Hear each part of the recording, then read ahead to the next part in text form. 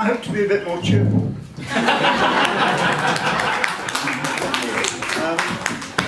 But I'm going to... I wondered whether we needed to give Neil a hug at one moment, but I've taken the title of this to be, it said the meeting's advertised the idea of revolution in the 21st century, and I thought I would add one word, which was the idea of socialist revolution in the 21st century.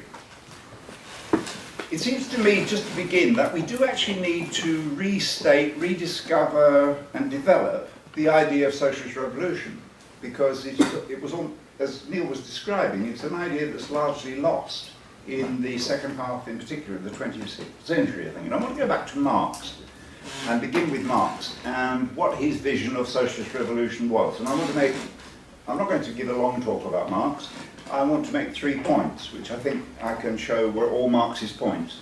The first one is a remark that he makes in 1850. He talks about all the reformist schemes that existed during the French Revolution of the 1848 and so on.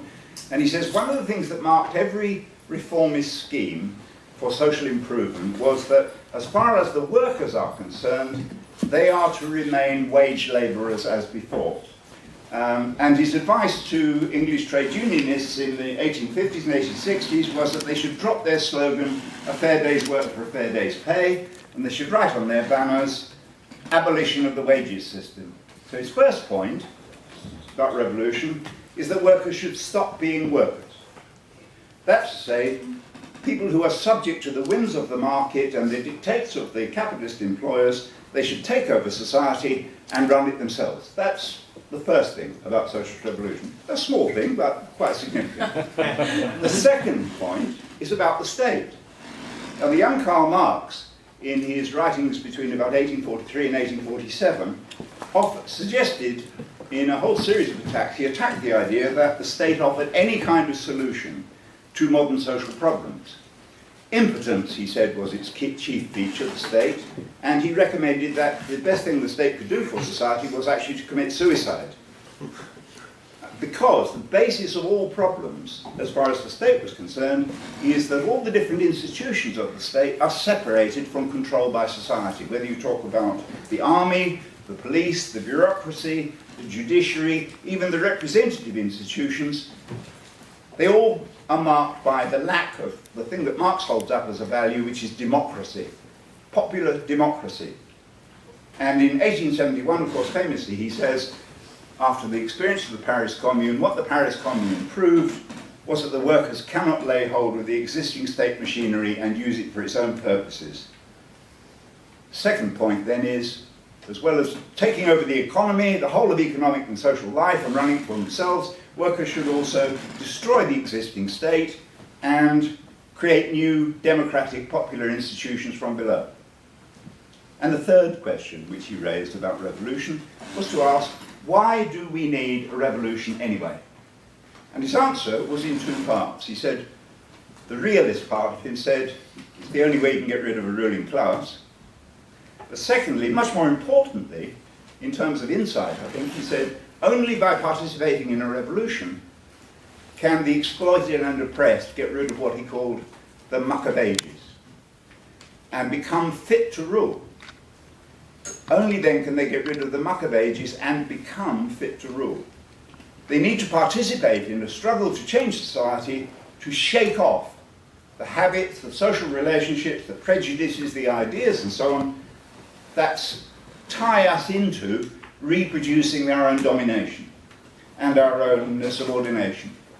So those are his 3 points. I mean, look, Marx had a lot more to say, but I think they're central. And then, of course, well, it's a very nice vision. The question is, of course, and Neil was posing this as well, is it possible? And let's be clear, the question is not, is it inevitable that socialism will come, because that's clearly not the case. Rosa Luxemburg put it beautifully. She said the choice facing humanity more than 100 years ago, she said, is between socialism and barbarism. And when you read all the reports from the IPCC and so on about climate change, we just added another dimension to the meaning of what barbarism could mean.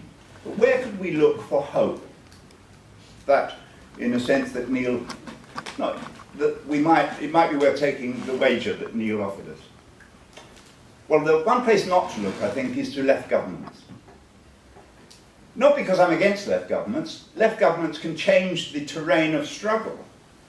But they don't solve the key question, which is how you get rid of the muck of ages, how people themselves change and become capable of running society. Syriza does not do that.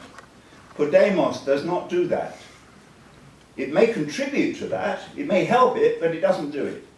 Indeed, left governments can promote illusions and so on, that, and promote passivity. The great German revolutionary Karl Liebknecht, who was an MP, declared that his job was to speak through the window. And I think the only MP we've seen in this country since the war who met the standards of Karl Liebknecht was Bernadette Devlin, who, at the time she was an MP, she toured the country calling for a general strike against the Tories.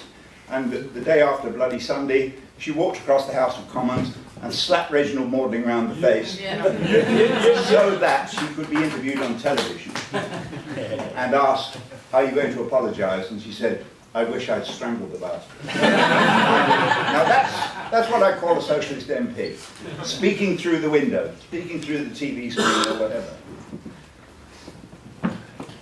I wish that the Syriza MPs spoke through the window more, and not to themselves and not to their right-wing colleagues. The key place, it seems to me, where you can look for change, of the kind that changes people, is in movement. And when I say movements, or social movements, I don't want to make a distinction between one sort of social movements as against the labour movement or the trade union movement. I mean all kinds of movements in which popular struggles are conducted outside the quite narrow political sphere of elections and so on.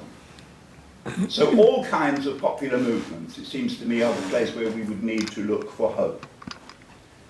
And I think the first thing we'd have to say about popular movements, which have engaged my interest for quite a long time now, is that their rhythms and their tempos are quite different from those of elections. And especially significant about them, and you look back over the last 100 years, and it's quite clear that movements come in waves. It sounds a bit mechanical to say this, but nonetheless there are periods of greater and lesser intensity, if you like, in the class struggle right across the face of society.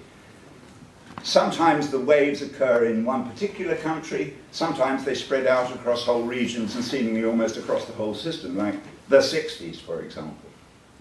And there have been many such waves. They're not sort of very unusual occurrences, they regularly reappear. Now what matters about them is the potentials that they contain.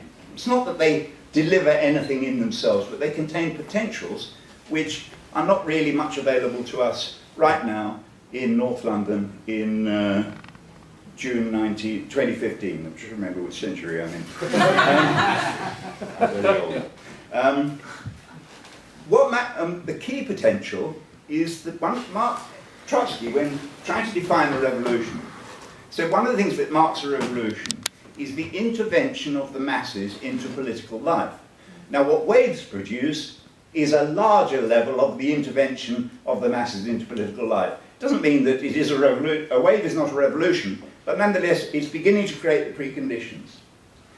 That's to say, waves involve rises in the numbers of people involved in any kind of collective action. They involve the entry of new forces. Neil mentioned the students, for example, in the 60s. They added something. The advent of the women's movement added something to the mix of the movement in the 60s and so on. New forms of struggle appear. There's a ferment of ideas. People start talking about new ideas and trying out new ideas and so on. And popular horizons expand. People begin to think about possibilities that didn't exist for them before. Begin to feel. You have to say always begin to feel their collective strength, engage their energies and their imaginations and so on. And these are also periods of very big arguments.